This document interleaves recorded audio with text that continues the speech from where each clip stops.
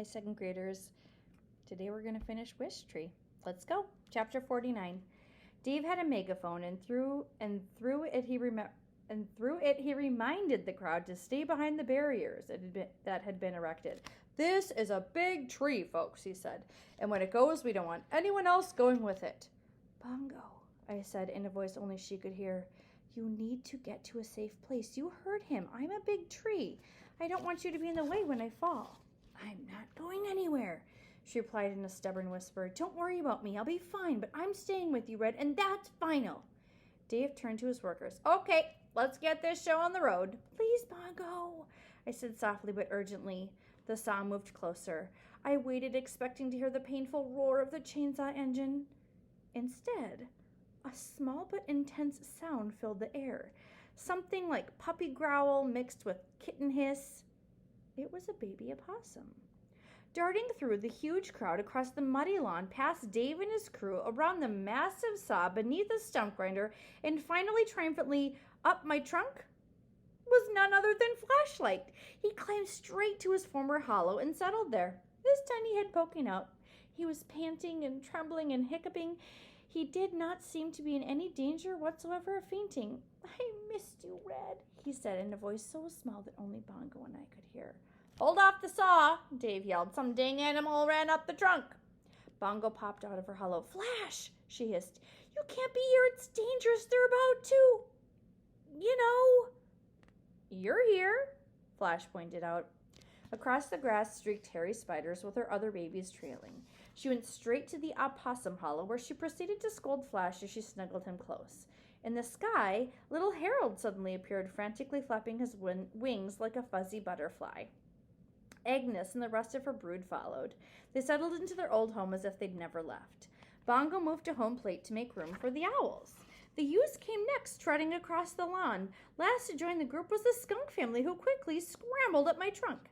7 opossums, 4 raccoons, 5 owls, and 6 skunks had waddled, scooted, dashed, and fluttered from their various homes just to see me off.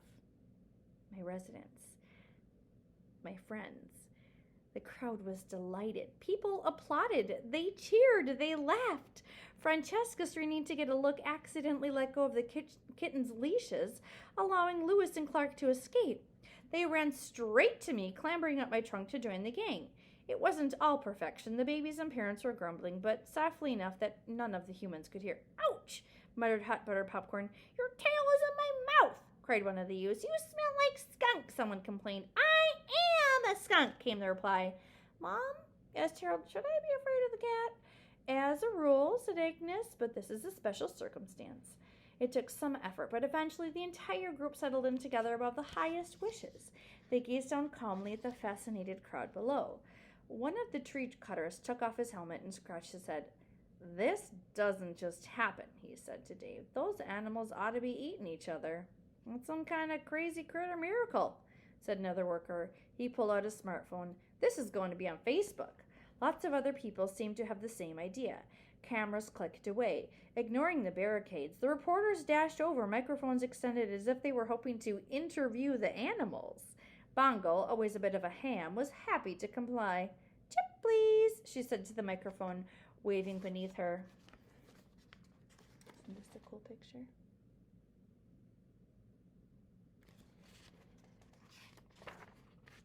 Dave gestured helplessly at Francesca. "What's up with this menagerie, lady? How are we supposed to cut this tree down?" Francesca, wiping away tears, stood. She put her arms around Stephen and Samara. Slowly they made their way across the muddy grass. When she reached me, she pulled a bookmark out from Mae's journal before handing the book to Stephen. It was a strip of cloth made from a blue striped fabric, frayed and faded. Maeve's wish. Carefully, Francesca tied it to my lowest branch. Already crowded with wishes, she stared long and hard at the animals. Lewis and Clark purred happily. The crowd quieted. The only sound was the rustling of my leaves.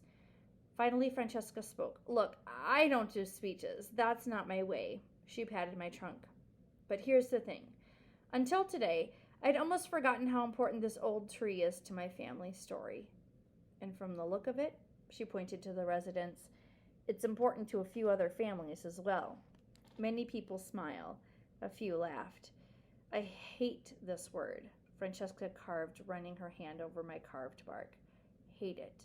My great-great-grandmother Maeve would have hated it just as much. Here in this neighborhood, we're better than this. She looked over at Samara's parents. We don't threaten people. We welcome them. Francesca reached for Samara's hand. This tree is staying put, and I hope your family will too. Chapter 50. That night, many hours after the crowd had scattered, Samara slipped out the front door of the little blue house. Stephen, who'd been watching from his bedroom window, joined her moments later.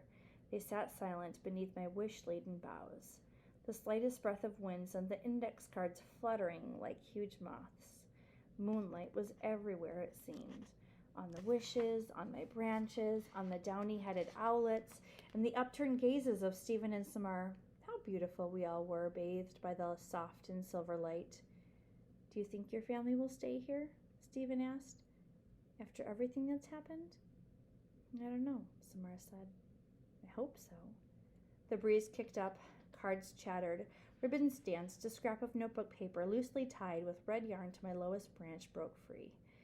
Samar snatched it as it swooped past. She squinted at the scribbled writing, and then she stood, carefully tying the paper back to my branch. What's the wish for? Asked Samar. An invisible robot that does homework? Seems unlikely. Samar leaned against my... Seems unlikely. True. Samar leaned against my trunk and smiled. But then, so does a talking tree. Chapter 51. If this were a fairy tale, I'd tell you there was something magical about that wishing day, that the world changed and we all lived happily ever after. But this is real life. And in real life, like a good garden, is messy. Some things have changed, some things haven't. Still, optimist that I am feeling hopeful about the future. Samar's parents decided not to move, at least not for a while. Stephen and Samar have become good friends. Sometimes they do their homework at the base of my trunk. Their parents still don't talk to one another. I'm not sure they ever will. The police never found the boy who carved leave into my trunk, but a couple of weeks ago I saw him sauntering by. I pointed him out to Bongo. Let's just say she made a very large deposit that day. All my residents are back where they belong, safe in their hollows. They still argue sometimes, but they haven't yet eaten one another. Francesca applied to the city to make me a heritage tree. That means I'm protected forever. She's also on the first-name basis with a local plumber who's learning to deal with my pushy roots. Lewis and Clark still haven't figured out how to walk out their leashes. Bongo's made a new friend. His name is Harley Davidson. I suspect we may have some crow babies in our future. As for me, I promised Bongo I will never be a Badinsky again. I told her my meddling days were over. And yet, here we are. You and I. What can I say? I'm more talkative than most trees. Still, if you find yourself standing near a particularly friendly-looking tree on a particularly lucky-feeling day, it can't hurt to listen up. Trees can't tell jokes, but we can certainly tell stories. End of book.